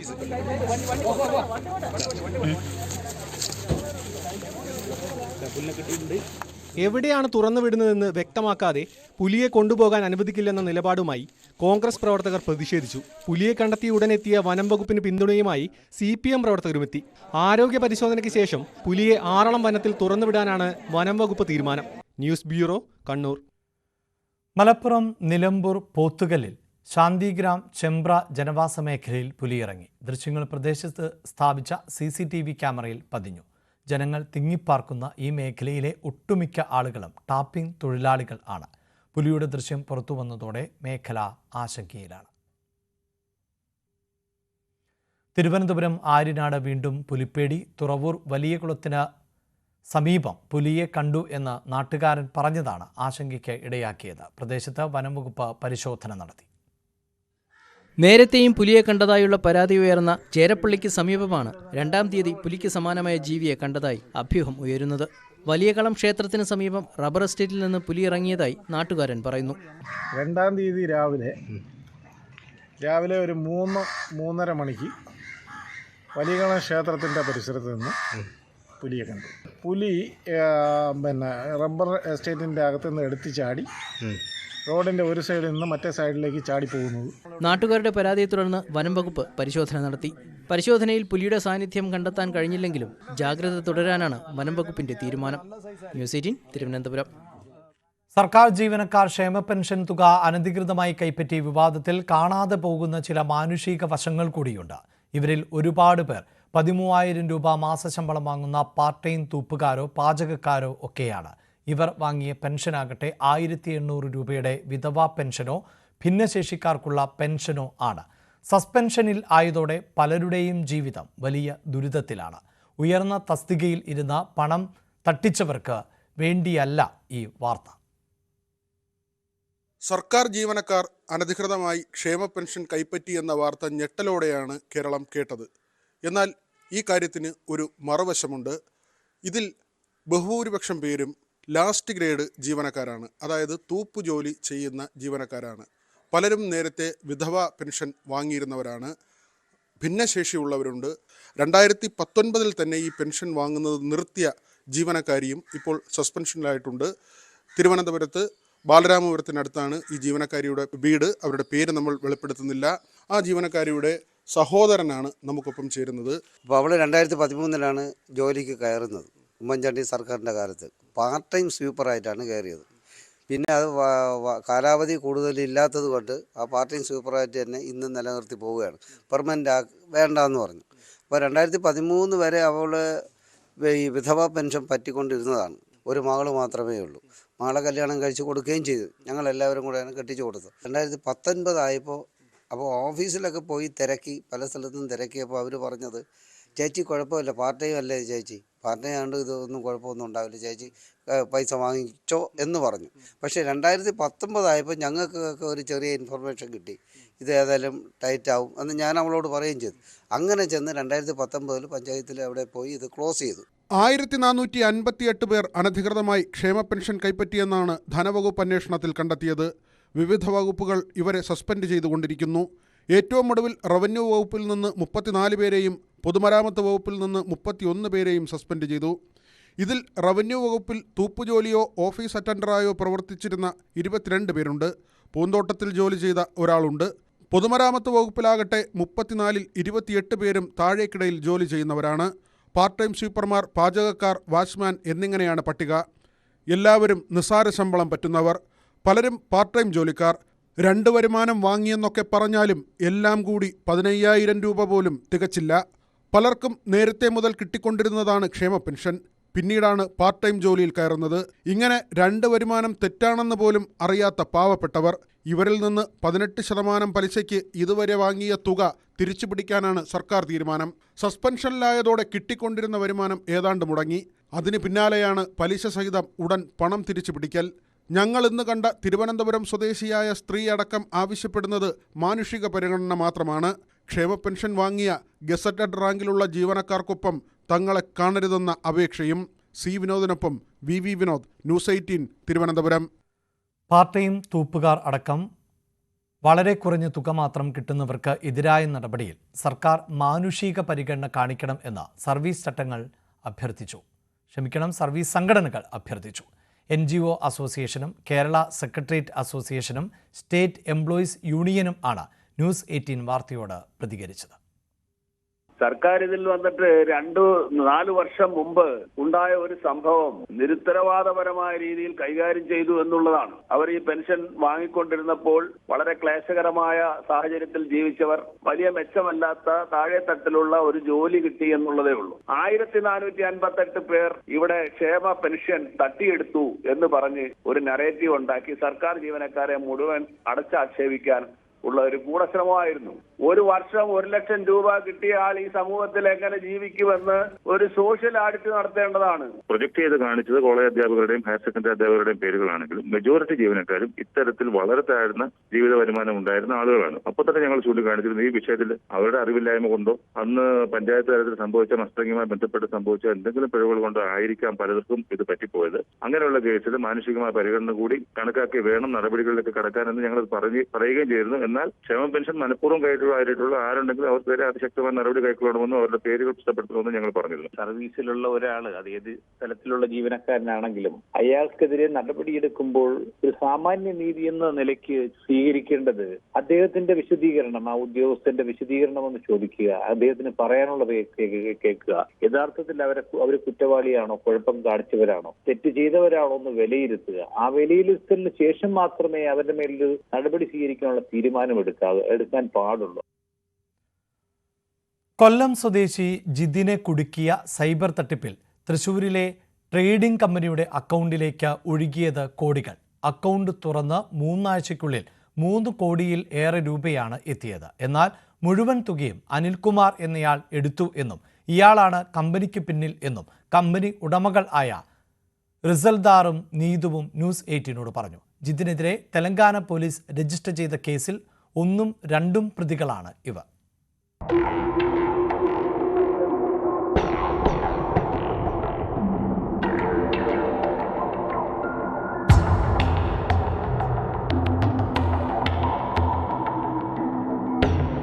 ബാങ്ക് ഓഫ് മഹാരാഷ്ട്ര ഇരിങ്ങാലക്കുട ബ്രാഞ്ചിലെ 604976724668 എന്ന അക്കൗണ്ടിലേക്കാണ് സൈബർ തട്ടിപ്പിലൂടെയുള്ള പണമെത്തിയത്. കഴിഞ്ഞ വർഷം ജൂലൈ 18-നാണ് 5500 രൂപ നിക്ഷേപവുമായി ലാറ്റ് ലൈഫ് കോഫി എസ്റ്റേറ്റ് പ്രൈവറ്റ് ലിമിറ്റഡിന്റെ പേരിൽ കറണ്ട് അക്കൗണ്ട് തുറന്നത്. ഓഗസ്റ്റ് മാസമായതോടെ അക്കൗണ്ടിലേക്ക് ലക്ഷങ്ങൾ എത്താൻ തുടങ്ങി. ആഴ്ചകൾ കൊണ്ട് ലക്ഷങ്ങൾ കോടികളായി. സെപ്റ്റംബർ തുടക്കത്തിൽ അക്കൗണ്ടിലുണ്ടായിരുന്നത് 3.79 കോടി രൂപ. പിന്നാലെ 1.29 ലക്ഷം രൂപ നിലനിർത്തി ബാക്കി പിൻവലിച്ചു. ഇരിങ്ങാലക്കുടയിലെ ജിം ട്രെയിനറായ അനിൽകുമാർ എന്നയാളാണ് ട്രേഡിംഗ് ബിസിനസ്സിലേക്ക് തങ്ങളെ കൊണ്ടുവന്നതെന്നും ഇയാൾ തന്നെ പണം പിൻവലിക്കുകയായിരുന്നുവെന്നുമാണ് റിസൾട്ടാർ അബ്ദുൾ റസാഖ് പറയുന്നത്. നമ്മൾ ഒരു ട്രേഡിംഗ് എന്ന് പറഞ്ഞിട്ടൊരു എൻ്റെ ജിമ്മിലത്തെ ഒരു ട്രെയിനർ ഉണ്ടായിരുന്നു. ആൾ ത്രൂ ആണ് ഈ ഒരു ഇങ്ങനെ ഒരു സംഭവം ട്രേഡിംഗ് എന്ന് പറഞ്ഞിട്ട് ലൈസൻസ് ഒക്കെ എടുക്കുക. അതിനെ പറഞ്ഞ് നമ്മളെ കൺവിൻസ് ചെയ്തിട്ട് നമ്മളെ കൊണ്ട് ലൈസൻസ് ഒക്കെ എടുപ്പിച്ചു. അതിനുശേഷം അക്കൗണ്ടൊക്കെ എടുത്ത് തന്നിട്ട് അവർക്ക് കൊടുത്താൽ മതി, എല്ലാവരും ചെയ്യാം, അങ്ങനെയൊക്കെയാണ് പറഞ്ഞത്. അങ്ങനെ കൺവിൻസ് ചെയ്തിട്ടാണ് നമ്മൾ ഇതൊക്കെ തുടങ്ങി, അക്കൗണ്ടൊക്കെ തുടങ്ങി അവർക്ക് കൊടുത്തു. അതിനുശേഷം ഓഗസ്റ്റിൽ നമുക്ക് ബാങ്കിൽ നിന്ന് കോൾ വന്നിട്ടുണ്ടായിരുന്നു, അങ്ങനെ അക്കൗണ്ട് ഫ്രീസായി എന്നൊക്കെ പറഞ്ഞിട്ട്. അങ്ങനെ ചെന്ന് അന്വേഷിച്ചപ്പോഴാണ് ഇത്ര എമൗണ്ട് അക്കൗണ്ടിൽ കൂടെ പോയിട്ടുണ്ട്. വളരെ പെട്ടെന്ന് വൻതുക അക്കൗണ്ടിലേക്ക് ഒഴുകിയപ്പോൾ തന്നെ സംശയം തോന്നിയിരുന്നു. അതുകൊണ്ടാണ് പിൻവാങ്ങിയതെന്ന് നീതുവും പറയുന്നു. ആ ടൈം ആയപ്പോഴേക്കും അതിൽ ഫണ്ട് വന്നത് ശരിയല്ലാന്ന് തോന്നിയപ്പോൾ തന്നെ നമ്മൾ ലൈസൻസും ബാങ്ക് അക്കൗണ്ടും ഒക്കെ ക്യാൻസൽ ചെയ്തിട്ടുണ്ടായിരുന്നു. പക്ഷെ ഇതിന്റെ പിന്നിൽ ഇത്ര വലിയൊരു പ്രശ്നം ഉണ്ടെന്ന് ഇപ്പോഴാണ് മനസ്സിലാക്കുന്നത്. 13 ലക്ഷത്തിന്റെ തട്ടിപ്പ് കേസിൽ ബംഗളൂരു പോലീസ് നേരത്തെ ഇവരുടെ മൊഴിയെടുത്തിരുന്നു. അന്നും അനിൽകുമാറിന്റെ പേര് പറഞ്ഞെങ്കിലും അന്വേഷണമുണ്ടായില്ല. മംഗളൂരു പോലീസിലും കേസുണ്ട്. തങ്ങൾ വഞ്ചിക്കപ്പെടുകയായിരുന്നുവെന്നും സൈബർ പോലീസിൽ പരാതി നൽകിയിട്ടുണ്ടെന്നുമാണ് റിസൽദാറും നീതുവും പറയുന്നത്. എന്നാൽ അനിൽകുമാറിനെ കുറിച്ച് കൂടുതലൊന്നും അറിയില്ലെന്ന ഇവരുടെ നിലപാട് സംശയാസ്പദമാണ്. അനിൽകുമാറിലേക്ക് അന്വേഷണം എത്താത്തതും ദുരൂഹം.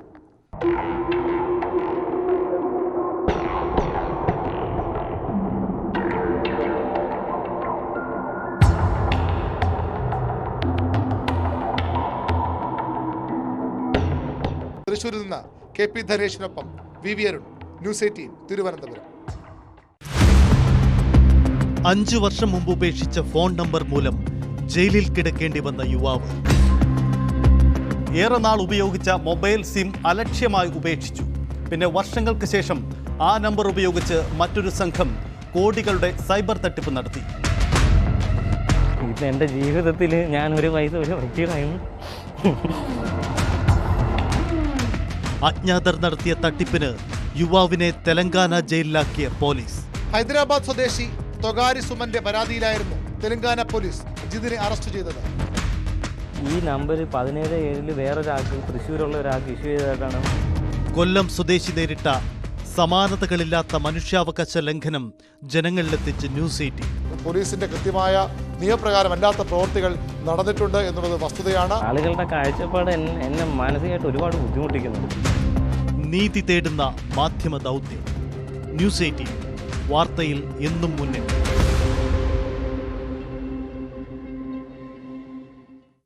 ഹണി റോസിനെതിരായ സൈബർ അധിക്ഷേപ കേസിൽ കടുത്ത നടപടിയുമായി പോലീസ്. നടിയുടെ പരാതിയിൽ കുമ്പളം സ്വദേശി ഷാജിയെ അറസ്റ്റ് ചെയ്തു. അശ്ലീല പരാമർശം നടത്തുന്നവർക്ക് എതിരെ നിയമ നടപടികളുമായി മുന്നോട്ടു പോകുമെന്ന് ഹണി റോസ് ന്യൂസ് 18നോട് പറഞ്ഞു. ദ്വയാർത്ഥ പ്രയോഗം നടത്തുകയും പിന്നാലെ നടന്ന് അപമാനിക്കുകയും ചെയ്യുന്ന വ്യക്തിക്കെതിരെ ഹണി റോസിന്റെ സമൂഹമാധ്യമ കുറിപ്പിന് താഴെയാണ് അധിക്ഷേപ കമന്റുകൾ വന്നത്. ഹണി റോസിന്റെ പരാതിയിൽ 30-ലധികം പേർക്കെതിരെ എറണാകുളം സെൻട്രൽ പോലീസ് കേസെടുത്തു. സ്ത്രീത്വത്തെ അപമാനിക്കുന്നതും അശ്ലീലം നിറഞ്ഞതുമായ കമന്റിട്ടവരുടെ വിവരങ്ങളും നടി പോലീസിന് കൈമാറിയിരുന്നു. ഇവരുടെ പ്രൊഫൈലുകൾ പരിശോധിച്ച ശേഷമാണ് അറസ്റ്റിലേക്ക് കടന്നത്. കൂടുതൽ അറസ്റ്റുണ്ടാകുമെന്നും സ്ക്രീൻഷോട്ടുകൾ പരിശോധിച്ചു വരികയാണെന്നും കൊച്ചി DCP അശ്വതി ജിജി പറഞ്ഞു. അശ്ലീല പരാമർശങ്ങൾ തുടർന്നാൽ നിയമപരമായ സാധ്യതകൾ തേടുമെന്ന് ഹണി റോസ്. ഇത്രയും പേരെന്നുള്ള ഒരു കണക്ക് ഒരിക്കലും പറയാൻ പറ്റില്ല. ഇത് എനിക്ക് മാത്രം എതിരെ വരുന്ന ഒരു കാര്യവുമല്ല. കാരണം കമന്റ് നമ്മൾ വീട്ടിലിരുന്ന് ഒളിഞ്ഞ് അല്ലെങ്കിൽ ഫേക്ക് ഐഡികളിലിരുന്ന് ഒളിഞ്ഞ് തിരിഞ്ഞും ഇടുന്ന ആളുകൾ ഡെഫിനറ്റ്ലി അതൊരു ക്രൈമാണെന്ന് മനസ്സിലാക്കുകയും അതിനെതിരെ ഒരു അവയർനെസ് കൂടി ക്രിയേറ്റ് ചെയ്യാൻ വേണ്ടിയാണ് ഇങ്ങനെ ഒരു ഡിസിഷൻ എടുത്തേക്കുന്നത്. അപ്പൊ തീർച്ചയായിട്ടും ഇനി ഇങ്ങനെ മോശം അബ്യൂസീവ് ആയിട്ടുള്ള ഏറ്റവും മോശം വാക്കുകൾ ഉപയോഗിച്ച് സ്ത്രീകൾക്കെതിരെ സംസാരിക്കുന്ന ആളുകൾ ഡെഫിനറ്റ്ലി ഇനിയും അറസ്റ്റ് ചെയ്യപ്പെടും. നമുക്കൊന്നും ചെയ്യാനില്ല അതിൽ. ഹണി റോസിനെതിരെ നടക്കുന്ന അധിക്ഷേപത്തെ അപലപിച്ച് താരസംഘടനയായ AMMA രംഗത്തെത്തി. ആവശ്യമെങ്കിൽ നിയമസഹായം നൽകും. ലൈംഗികാതിക്രമത്തിന്റെ പരിധിയിൽപ്പെടുന്ന 1 വർഷം വരെ തടവും പിഴയും ലഭിക്കാവുന്ന വകുപ്പുകളാണ് പ്രതിക്കെതിരെ ചുമത്തിയിരിക്കുന്നത്. ന്യൂസ് 18 കൊച്ചി. മാറ്റുരച്ച് പ്രതിഭകൾ.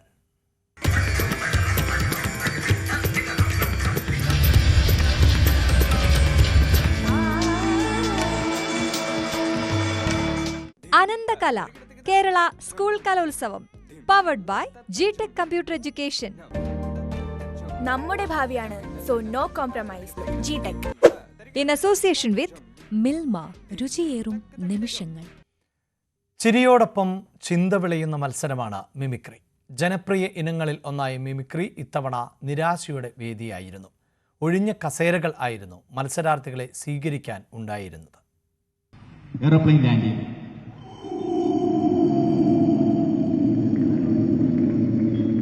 സമയം രാവിലെ 10 മണി. പ്രധാന ആകർഷണമായ മിമിക്രി വേദികളിലുള്ള കസേരകളാണ്. മത്സരം തുടങ്ങി 30 മിനിറ്റുകൾ പിന്നിട്ടു. ചിലയിടത്ത് നിശബ്ദത, ചിലയിടത്ത് ശാന്തം. എന്താ ആരുമൊന്നും പ്രതികരിക്കാത്തത്? വെറൈറ്റി കൊണ്ടുവരാൻ ശ്രമിച്ച മത്സരാർത്ഥികളെ സ്വീകരിക്കാൻ എത്തിയത് ഒഴിഞ്ഞ കസേരകൾ. കയ്യടികൾ കുറവ്, ആരവങ്ങൾ തീരെയില്ല. മിമിക്രി മത്സരങ്ങളെ സ്വീകരിക്കാൻ അനന്തപുരിയിലെ കലാപ്രേമികൾ മറന്നുപോയോ?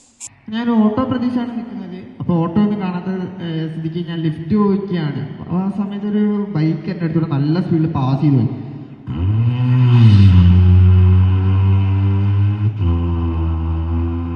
കുറച്ച് കഴിഞ്ഞപ്പോൾ ഒരു കാർ. കസേരകൾ തമ്മിൽ പൊട്ടിച്ചിരിക്കുന്നു, സന്തോഷം പങ്കുവെക്കുന്നു. ഈ അവസ്ഥയിലാണ് കാര്യങ്ങൾ. എന്നാലും ചില കയ്യടികൾ ഇല്ലെന്ന് പറയാനാവില്ല. എത്തിയവർ അത്രമേൽ ഈ കലയെ സ്നേഹിക്കുന്നുണ്ട്, പരമാവധി പ്രോത്സാഹിപ്പിക്കുന്നുമുണ്ട്. എന്നാൽ മിമിക്രി വേദികളിൽ ഈ അവസ്ഥ ദുഃഖകരവുമാണ്. News 18 Thiruvananthapuram.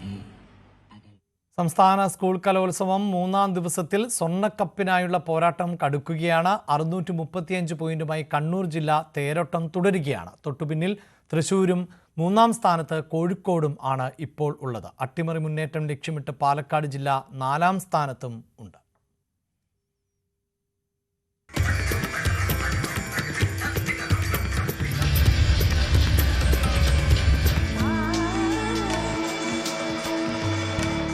അനന്തകല Kerala school Kalolsavam powered by GTech computer education. നമ്മുടെ ഭാവിയാണ്, so no compromise. GTech in association with Milma, രുചിയേറും നിമിഷങ്ങൾ. തമിഴ്നാട് നിയമസഭയിൽ നയപ്രഖ്യാപന പ്രസംഗം നടത്താതെ ഗവർണർ മടങ്ങി. പ്രസംഗത്തിന് മുന്നോടിയായി ദേശീയ ഗാനം ആലപിക്കണം എന്ന നിർദ്ദേശം പാലിക്കാത്തതിൽ പ്രതിഷേധിച്ചായിരുന്നു RN രവിയുടെ മടക്കം. തമിഴ്നാട് സർക്കാർ ഭരണഘടനയെയും ദേശീയ ഗാനത്തെയും അപമാനിച്ചുവെന്ന് ഗവർണർ പറഞ്ഞു. തമിഴ്നാട്ടിൽ ഗവർണർ സർക്കാർ പോര് പുതിയ തലത്തിലേക്ക്. ദേശീയ ഗാനാലാപനമാണ് ഇത്തവണത്തെ വിഷയമെന്നത് പോരിന് ഗൗരവം നൽകുന്നു. ദേശീയ ഗീതം பாடப்படாதது தொடர்பாக ஒரு கருத்தை தெரிவித்திருக்கிறார். இது தொடர்பாக கடந்த ஆண்டு ஆளுநர் அவர்கள் இதே கருத்தை கோடிட்டு மாண்புமிகு பேரவைத் தலைவர் அவர்களுக்கு ஒரு கடிதம் அனுப்பியிருந்தார். அந்த கடிதத்துக்கு அப்போதே பதிலளித்து தேசிய ஒருமைப்பாட்டிலும் நாட்டுப்பற்றிலும் தேச தலைவர்கள் மீதும் என்றும் மாறாத നന്മതിപ്പை കൊണ്ടത് இந்த அரசு. പുതിയ വർഷത്തെ ആദ്യ സെഷനിൽ നയപ്രഖ്യാപന പ്രസംഗത്തിനെത്തിയതായിരുന്നു ഗവർണർ RN രവി. തമിഴ്നാടിന്റെ ഔദ്യോഗിക ഗാനമായ തമിഴ് തായ് വാഴ്ത്ത് ആലപിച്ചു. തുടർന്ന് സ്പീക്കർ ഗവർണറെ നയപ്രഖ്യാപന പ്രസംഗത്തിന് ക്ഷണിച്ചു. പ്രസംഗത്തിന് മുന്നോടിയായി ദേശീയ ഗാനം ആലപിക്കാൻ സ്പീക്കറോടും മുഖ്യമന്ത്രിയോടും ഗവർണർ നിർദ്ദേശിച്ചെങ്കിലും പാലിക്കപ്പെട്ടില്ല. പ്രതിഷേധത്തിനിടെ 3 മിനിറ്റിനുള്ളിൽ നിയമസഭയിൽ നിന്നും ഗവർണർ മടങ്ങി.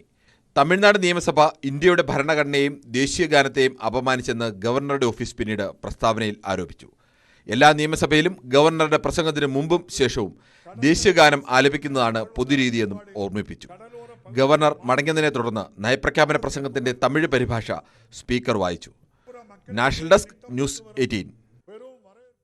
രാഷ്ട്രീയ തന്ത്രജ്ഞനും ജൻ സൂരജ് പാർട്ടി സ്ഥാപകനുമായ പ്രശാന്ത് കിഷോർ ജയിലിൽ. പരീക്ഷാ ക്രമക്കേടിന് എതിരെ ബീഹാറിൽ സമരം ചെയ്യുന്നതിന് ഇടെയാണ് പ്രശാന്ത് കിഷോറിനെ പോലീസ് കസ്റ്റഡിയിൽ എടുത്തത്. ജാമ്യം അനുവദിക്കാൻ കോടതി തയ്യാറായി എങ്കിലും പ്രശാന്ത് ജാമ്യവ്യവസ്ഥ അംഗീകരിച്ചില്ല. തുടർന്നാണ് ജയിലിൽ അടച്ചത്. ബീഹാർ PSC പരീക്ഷയിൽ വലിയ ക്രമക്കേട് നടന്നു എന്നും പരീക്ഷ റദ്ദാക്കണം എന്നും ആവശ്യപ്പെട്ട് നിരവധി ഉദ്യോഗാർത്ഥികൾ സമരത്തിൽ ആണ്. ഇവർക്ക് പിന്തുണയുമായിട്ടാണ് പ്രശാന്ത് കിഷോർ സമരം നടത്തിയത്.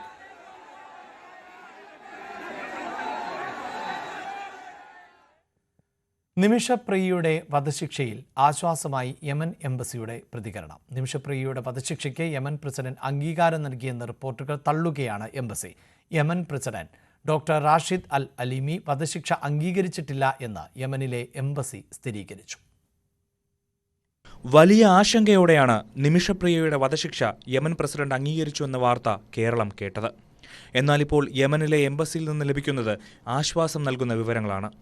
യമൻ പ്രസിഡൻഷ്യൽ ലീഡർഷിപ്പ് കൗൺസിലിന്റെ ചെയർമാനായ ഡോക്ടർ റാഷിദ് അൽ അലിമി ഇതുവരെ നിമിഷപ്രിയയുടെ വധശിക്ഷ അംഗീകരിച്ചിട്ടില്ലെന്നാണ് യമൻ എംബസി പുറത്തിറക്കിയ പ്രസ്താവനയിൽ വ്യക്തമാക്കുന്നത്.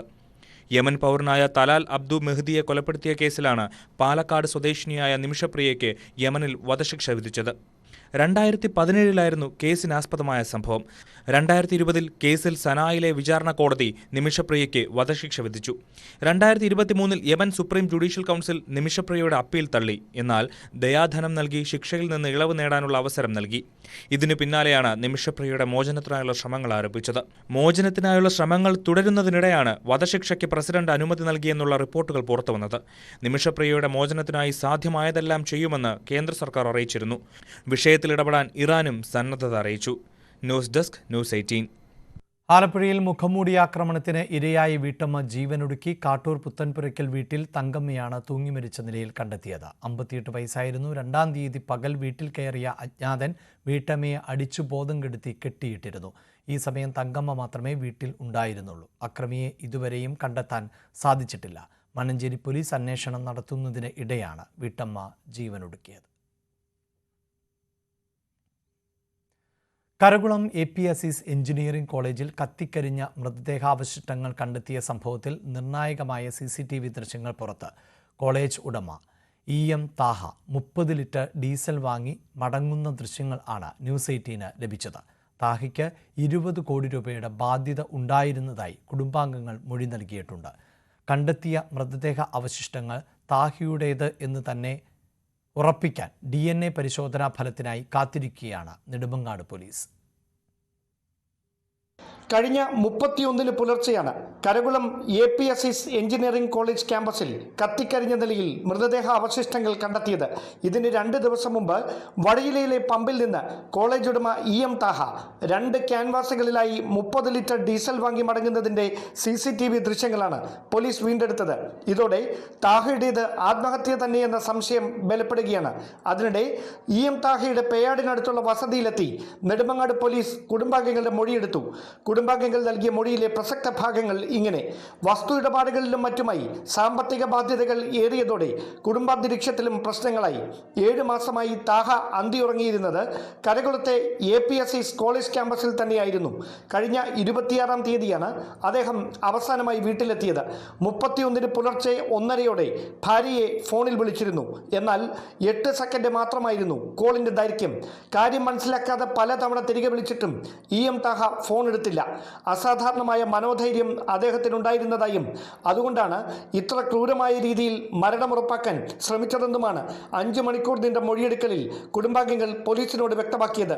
സംഭവ സ്ഥലത്ത് നിന്ന് താഹയുടെ മൊബൈൽ ഫോൺ വീണ്ടെടുത്തിരുന്നെങ്കിലും ബന്ധുക്കളോട് 5 ലക്ഷം രൂപ കടം ചോദിക്കുന്ന സന്ദേശങ്ങൾ അല്ലാതെ ആത്മഹത്യാക്കുറിപ്പോ സംഭവത്തിന്റെ ദൃശ്യങ്ങളോ വീണ്ടെടുക്കാൻ കഴിഞ്ഞിട്ടില്ലെന്നാണ് വിവരം.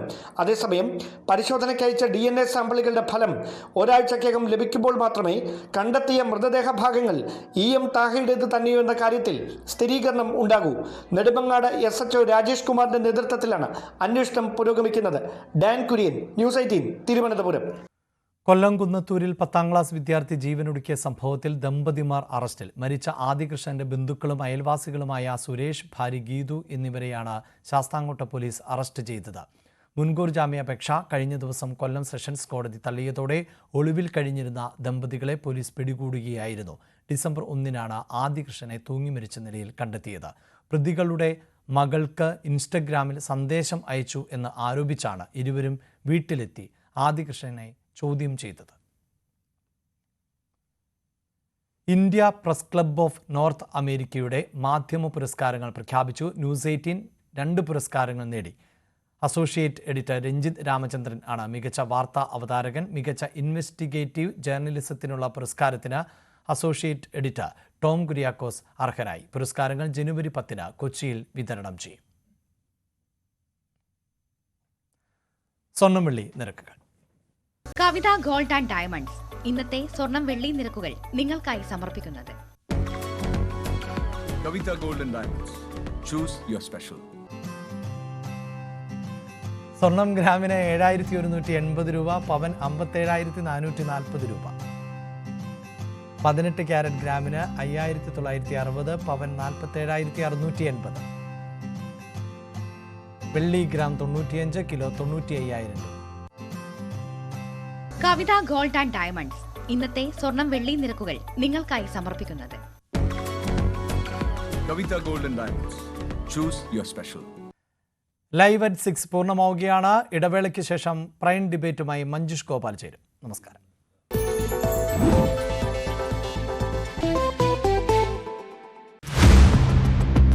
അഞ്ചു വർഷം മുമ്പ് ഉപേക്ഷിച്ച ഫോൺ നമ്പർ മൂലം ജയിലിൽ കിടക്കേണ്ടി വന്ന യുവാവ്. ഏറെ നാൾ ഉപയോഗിച്ച മൊബൈൽ സിം അലക്ഷ്യമായി ഉപേക്ഷിച്ചു. പിന്നെ വർഷങ്ങൾക്ക് ശേഷം ആ നമ്പർ ഉപയോഗിച്ച് മറ്റൊരു സംഘം കോടികളുടെ സൈബർ തട്ടിപ്പ് നടത്തി. എൻ്റെ ജീവിതത്തിൽ ഞാൻ ഒരു പൈസ ഒരു വ്യക്തിയായിരുന്നു.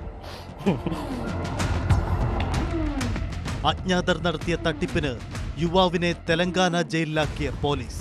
ഹൈദരാബാദ് സ്വദേശി തൊഗാരി സുമന്റെ പരാതിയിലായിരുന്നു തെലങ്കാന പോലീസ് ജിതിനെ അറസ്റ്റ് ചെയ്തത്. ഈ നമ്പർ 17/7 വേറൊരാൾക്ക് തൃശ്ശൂരുള്ള ഒരാൾക്ക് ഇഷ്യൂ ചെയ്തതായിട്ടാണ്. കൊല്ലം സ്വദേശി നേരിട്ട സമാനതകളില്ലാത്ത മനുഷ്യാവകാശ ലംഘനം ജനങ്ങളിലെത്തിച്ച് ന്യൂസ് 18. പോലീസിന്റെ കൃത്യമായ നിയമപ്രകാരമല്ലാത്ത പ്രവൃത്തികൾ നടന്നിട്ടുണ്ട് എന്നുള്ളത് വസ്തുതയാണ്. ആളുകളുടെ കാഴ്ചപ്പാട് എന്നെ മാനസികമായിട്ട് ഒരുപാട് ബുദ്ധിമുട്ടിക്കുന്നുണ്ട്. നീതി തേടുന്ന മാധ്യമ ദൗത്യം. ന്യൂസ് 18 വാർത്തയിൽ എന്നും മുന്നിൽ.